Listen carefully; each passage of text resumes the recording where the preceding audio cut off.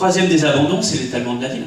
Et c'est ma transition pour revenir en France, avec cette fameuse circulaire ni tour ni barre, où au début des années 70, l'État, par circulaire, vient interdire une forme urbaine. C'est bien une politique publique qui met un coup d'arrêt aux politiques de la reconstruction, modèle locatif, les acteurs publics, que sont les bailleurs sociaux, et puis les grands ensembles, avec deux circulaires, 71-73, qui viennent interdire ce modèle-là, et aussi le début de l'éloge du pavillonnaire, avec les premières chalandonnettes, du nom d'Albin Chalandon, le ministre du logement de l'époque. Et là, c'est un autre modèle qui est mis en avant par l'État, qui est le modèle pavillonnaire, qui est un appui sur des opérateurs privés, dont certains font partie des grandes majors du BTP aujourd'hui. On ne citera personne, ça commence par B. Et puis le début d'un slogan qu'on a beaucoup entendu depuis, c'est une France de propriétaires. C'est pas Sarkozy, c'est bien avant. C'est le début des années 70.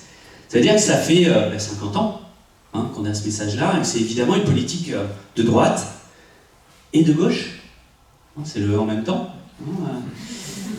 Parce qu'il a fallu attendre en fait le milieu des années 80 pour que ça décolle.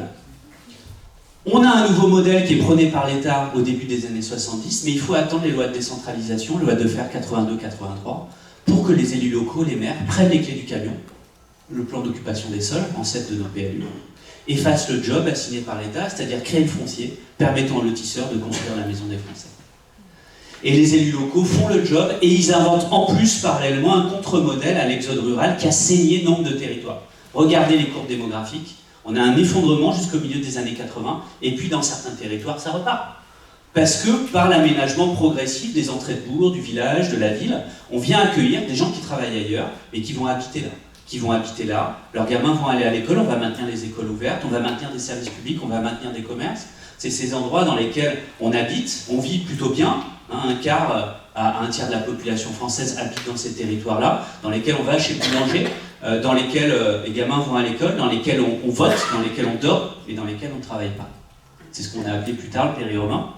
C'est ces secteurs en rouge qui se sont finalement étendus très tardivement sur notre territoire, à partir du milieu des années 80. Sauf que ça fait déjà plus de 30 ans.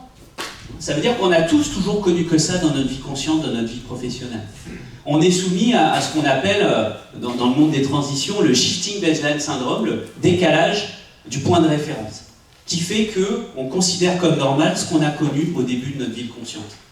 On considère comme normal et donc difficile, finalement, à changer, ce qu'on a connu au début de notre vie professionnelle, c'est-à-dire le fait que, dans un parcours normal, on fait l'acquisition d'une maison quand on a le deuxième enfant qui arrive, et que pour passer par ce processus d'acquisition, qui est un processus normal, il faut donc prendre de la distance par rapport au centre-ville. C'est quelque chose qu'on a inventé de façon très récente dans l'histoire de nos villes. D'où la difficulté de changer, d'imaginer, adopter un autre système à partir du moment où on a toujours vécu dans le système.